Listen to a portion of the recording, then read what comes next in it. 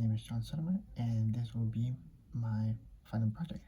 So here we have, to start off, we have the switch 9, which is the reset key, switch 7, which is the enable key, which is with when reset is low, enable is high. This will allow us to start the program. When I start to run the program, it will automatically start at reset, and we have the button here, the bottom button, which is the clock button, and top button is the enter button. The clock button is the manual clock.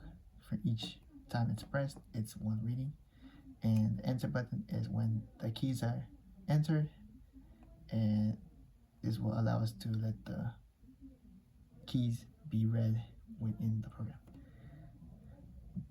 From switch 0 to switch 3, these are the input keys itself. So this will be the switches that will allow us to read the code. Here I have the external power. This is to give power to the DC motor, but that is read from the IC unit that I have here, a directional IC unit. Here we have the multiplex display. This was supposed to read the key readings for each of the keys I put in enter within the switch.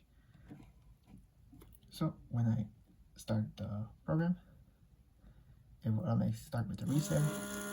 When I press the clock, this is now the beginning of the program.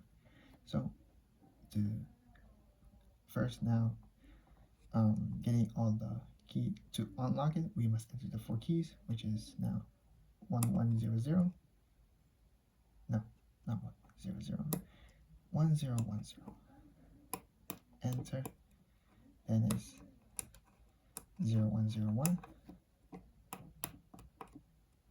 Now is 0011. And the final one is 1100. As you can see, this was intended to be the tries and the number of tries attempts I have left for the running program.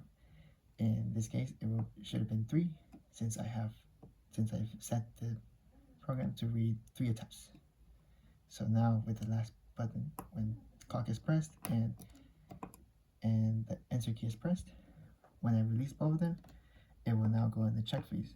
This is to check to read the keys that I've pressed in and comparing it to the actual overall keys, the key code itself in the program that is embedded. And if I enter the key correctly and it read all fine, the green LED should turn on, making the DC motor turning. If it's not right, then the yellow one would, or if it's right, it would turn on, and then it would say open. If it's not, the yellow light will read it, and it will say wrong.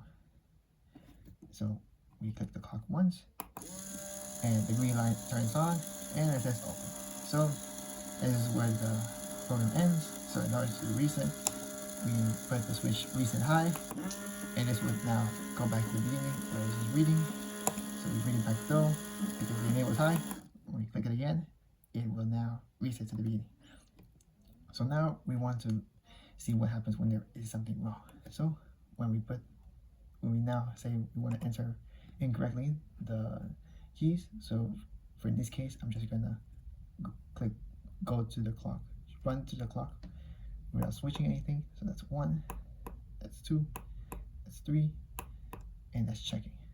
Now it's checking whether what I entered is right or wrong. In this case, it is wrong, and then the next clock, it will read wrong here on the hex display, and it will light up a yellow LED light shown here.